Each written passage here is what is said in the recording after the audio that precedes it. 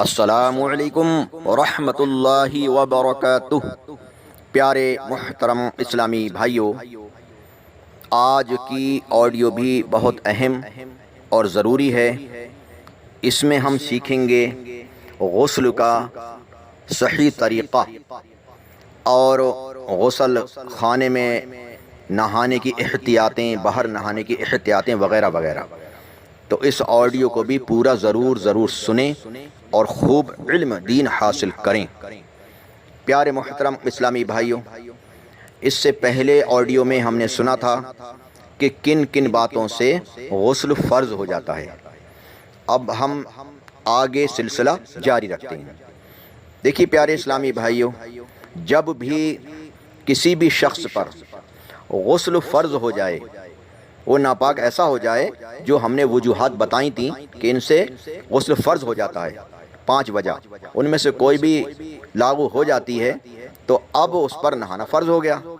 تو اب اس کو چاہیے کہ جتنی جلدی ہو سکے جلد سے جلد نہانے کی کوشش کرے، پاک ہونے کی کوشش کرے، غسل کرنے کی کوشش کرے۔ بہت سے اسلاف کرام ہمارے ایسے بھی گزرے ہیں ماشاءاللہ کہ وہ رات میں ہی غسل کر لیا کرتے تھے۔ اگر رات میں ضرورت ہوئی، صبح ضرورت ہوئی، صبح ہی کر لیا کرتے تھے، نہ جاڑے کی پرواہ کرتے تھے نہ گرمی کی۔ ٹھیک ہے، بہرحال جتنا ہو سکے مناسب طور پر جلد سے جلد غسل کر لیا کریں، کیونکہ ناپاک شخص ہوتا ہے نا تو گھر میں برکتیں بھی نہیں ہوتی، رحمت کے فرشتے نہیں آتے۔ پھر ناپاک شخص کئی چیزوں سے محروم رہ جاتا ہے، نماز نہیں پڑھ سکتا، قرآن نہیں چھو سکتا، طواف نہیں کر سکتا، مسجد میں نہیں جا سکتا، قرآن بغیر دیکھے بھی نہیں پڑھ سکتا ہے نا، یہ سب فاتحہ نہیں کر سکتا، کتنی یہ نیکیوں سے دور رہ رہا ہے وہ۔ تو اتنی تاخیر کرنا کہ نماز ہی قضا ہو جائے تب تو یہ حرام ہے، بہت سخت گناہ ہے، اتنی تاخیر بھی نہ کی جائے نا۔ تو جتنا ہو سکے جلد سے جلد نہا لیں، ٹھیک ہے۔ اب ایسی جگہ نہائیں، پہلی بات کہ جہاں کوئی نہ دیکھے، غسل خانے میں نہائیں، بند غسل خانہ ہو، کسی شخص کی نگاہ نہ پڑے۔ تو اب آپ کو اختیار ہے کہ ننگے نہائیں، اور بہتر ہے ننگے نہانا تاکہ اچھی طرح سب میں مل مل کر نہا سکیں اور ہر جگہ اچھی طرح پانی بہہ سکے، ٹھیک ہے، یہ بہتر ہے۔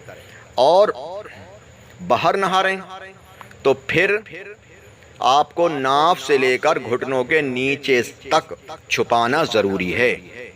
رانے دکھانا، گھٹنے دکھانا یہ حرام ہے، سخت گناہ ہے، جہنم میں لے جانے والا کام ہے۔ بہت سے ہمارے اسلامی بھائی رات کو سوتے وقت یا کبھی کام کرتے وقت، مزدوری وغیرہ مستری گیری کرتے وقت یا گرمی وغیرہ کی وجہ سے یا نہاتے وقت چڈی پہن لیتے ہیں۔ اللہ اکبر!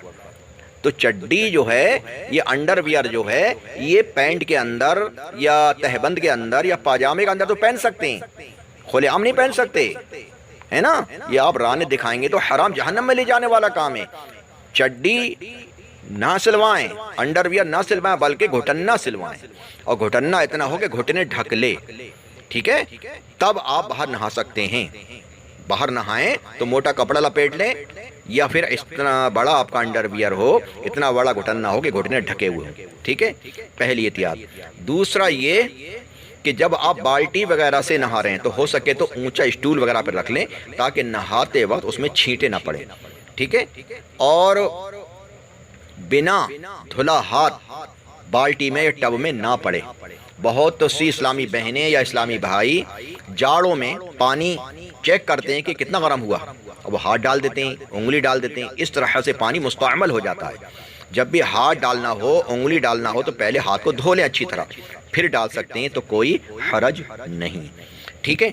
اب اگر آپ انڈر ویئر پہن کے نہا رہے ہیں، گھٹنا پہن کے نہا رہے ہیں، اگر آپ کا وہ گھٹنا ہی ناپاک ہے، رات کو وہ آپ کا ناپاک ہو گیا، اس میں ساری گندگی بھری ہوئی ہے، تو اس کو پہن کر نہائیں گے تو پاک کیسے ہوں گے؟ وہ تو پورا بدن اور زیادہ ناپاک کر دے گا، جگہ جگہ گندی لگ جائے گی۔ اگر اس کو پہن کے ہی نہانا ہے تو پہلے غسل خانے میں جائیں، اس کو اتاریں اور دھوئیں، اور پوری اچھی طرح نچوڑ دیں، پھر دوبارہ دھوئیں، پھر نچوڑیں، پھر تیسری بار دھوئیں، پھر پوری طاقت سے نچوڑیں، اب پہن کر نہا سکتے ہیں، ہے نا۔ ورنہ ایسا گندا پہن کے نہائیں گے تو پاک کیسے ہو جائیں گے؟ آپ پاک نہیں ہو پائیں گے نا، اس کو یاد رکھنا، ٹھیک ہے۔ اب آپ نہانا شروع کریں تو بغیر زبان ہلائے دل میں اس طرح نیت کیجئے کہ میں پاکی حاصل کرنے کے لیے غسل کرتا ہوں، زبان سے نہیں کہنا، صرف زبان سے نہیں کہنا ہے، دل سے کہہ لینا ہے کہ میں پاکی حاصل کرنے کے لیے غسل کرتا ہوں۔ اب پہلے دونوں ہاتھ پہنچوں تک 3 بار دھو لیجئے، پھر استنجے کی جگہ دھوئیے، چاہے نجاست ہو یا نہ ہو۔ پھر جسم پر اگر کہیں نجاست ہو تو اس کو دور کیجئے، کہیں گندگی وغیرہ لگی ہے تو اس کو دھو لیجئے۔ پھر نماز جیسا وضو کر لیجئے، پھر بدن پر تیل کی طرح پانی چپڑ لیجئے، خصوصاً یعنی خاص کر سردیوں میں، اور پانی چپڑنے کے دوران صابن بھی لگا سکتے ہیں اس میں آپ، ہے نا۔ پھر 3 بار سیدھے کندھے پر پانی بہائیے، پھر 3 بار الٹے کندھے پر، پھر سر پر اور تمام بدن پر 3 بار پانی بہائیے، پھر غسل کی جگہ سے الگ ہو جائیے، ٹھیک ہے۔ نہانے میں قبلہ رخ نہ ہو، یہ یاد رکھنا، اگر آپ ننگے نہا رہے ہیں تو آپ پورا پچھم نہیں نہا سکتے، نہ تو کعبہ شریف کو پیٹھ ہو اور نہ منہ ہو، اتر دکھن نہائیں۔ کعبہ شریف کا ادب کریں۔ دیکھیے، ننگے نہانے کی صورت میں کعبہ شریف کو نہ پیٹھ ہو نہ چہرہ ہو، ٹھیک ہے۔ اس کے علاوہ کعبہ شریف کی طرف کو کبھی پیر بھی نہیں پھیلانا چاہیے، اور کوشش کرے کہ کعبہ شریف کی طرف کو بیٹھنا چاہیے پڑھنے وغیرہ کے لیے، اس سے عقل بھی بڑھتی ہے۔ اور کعبہ شریف کی طرف کو تھوکنا بھی نہیں چاہیے، ہمیں کعبہ شریف کا ادب کرنا ہے، ٹھیک ہے، یہ یاد رکھنا۔ تمام بدن پر ہاتھ پھیر کر اچھی طرح مل کر نہائیے، ایسی جگہ نہائے کہ کسی کی نظر نہ پڑے۔ اگر یہ ممکن نہ ہو تو مرد اپنا ستر ناف سے لے کر دونوں گھٹنوں سمیت کسی موٹے کپڑے سے چھپا لے۔ موٹا کپڑا نہ ہو تو حسب ضرورت 2 یا 3 کپڑے لپیٹ لے، کیونکہ باریک کپڑا ہوگا تو پانی سے بدن پر چپک جائے گا اور معاذ اللہ گھٹنوں یا رانوں وغیرہ کی رنگت ظاہر ہوگی، تو یہ گناہ ہے۔ اللہ اللہ۔ اب نہانے میں ان باتوں کا بھی احتیاط کریں کہ اگر مرد کے سر کے بال گندھے ہوئے ہوں تو انہیں کھول کر جڑ سے نوک تک پانی بہانا فرض ہے، اور عورت پر صرف جڑ تر کر لینا ہی ضروری ہے، کھولنا ضروری نہیں۔ ہاں، اگر چوٹی اتنی سخت گندی ہوئی ہو کہ بے کھولے جڑیں تر نہ ہوں گی تو کھولنا ضروری ہے۔ اگر کانوں میں بالی یا ناک میں نتھ کا چھید یعنی سوراخ ہو اور وہ بند نہ ہو تو اس میں پانی بہانا فرض ہے۔ وضو میں صرف ناک کے چھید میں، ناک کے نتھ کے چھید میں، اور غسل میں اگر کان اور ناک دونوں میں چھید ہوں تو دونوں میں پانی بہانا ضروری ہے۔ بھاؤں، مونچھوں اور داڑھی کے ہر بال کا جڑ سے نوک تک اور ان کے نیچے کی کھال کا دھونا ضروری ہے۔ کان کا ہر پرزہ، اس کے سوراخ کا منہ دھونا ضروری ہے۔ کانوں کے پیچھے کے بال ہٹا کر پانی بہائیں۔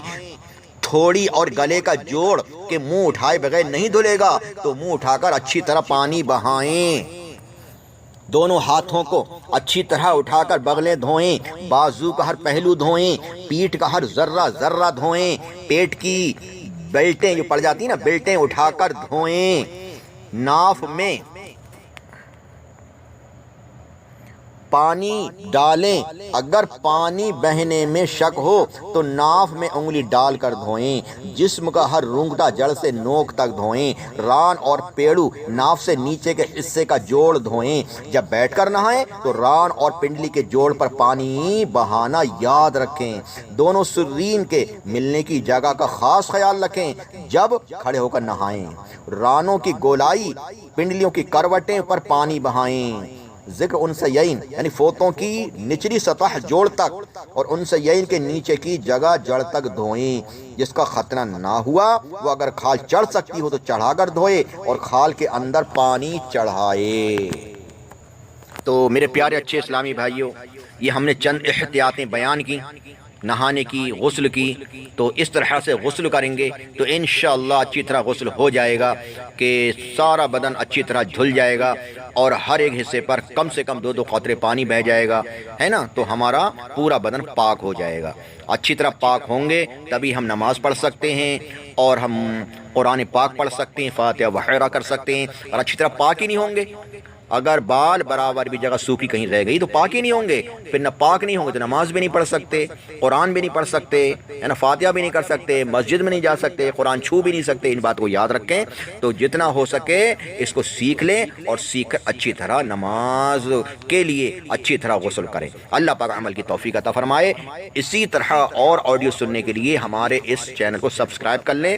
اگلے آڈیو میں انشاءاللہ اور بہترین آپ کو مسائل سیکھنے کو ملیں گے۔